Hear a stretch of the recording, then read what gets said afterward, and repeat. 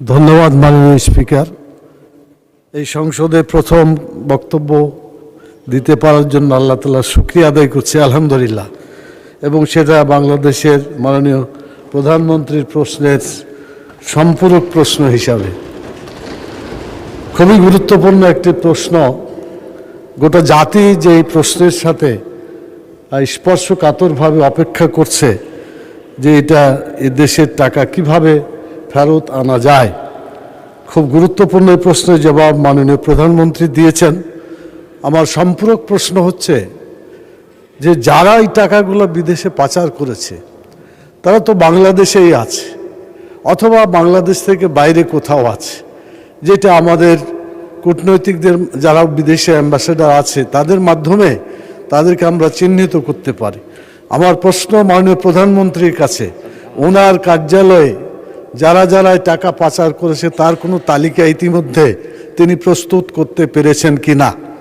যদি না পেরে থাকেন, কতদিনের মধ্যে এই পাচারকৃত ব্যক্তি প্রতিষ্ঠানগুলোকে তালিকাভুক্ত করা যাবে এবং যারা বাংলাদেশে অবস্থানরত আছে তাদেরকে ধরে অ্যারেস্ট করে দ্রুত দেশ এবং জাতির আকাঙ্ক্ষা পূরণের জন্য এই জনগণের টাকাকে উদ্ধার করা যাবে?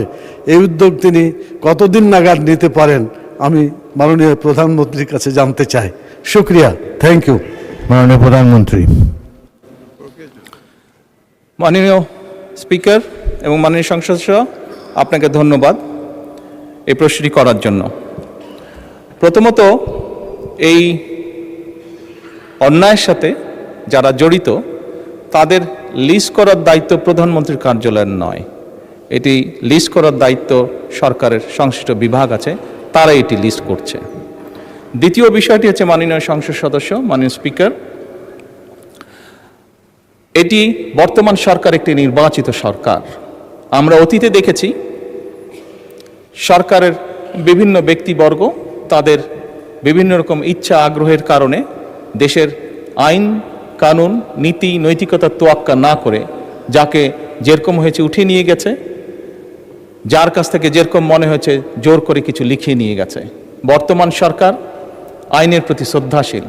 বর্তমান সরকার দেশের প্রচলিত আইন মেনে কাজ করতে চায় এবং আইনের ভিত্তিতেই বিচার করতে চায়, যাতে করে কোনো মানুষ ন্যায্য আইন থেকে বঞ্চিত হতে না পারে। এবং সে কারণেই মাননীয় স্পিকার, আইনগতভাবেই আমরা সকল প্রক্রিয়া গ্রহণ করব।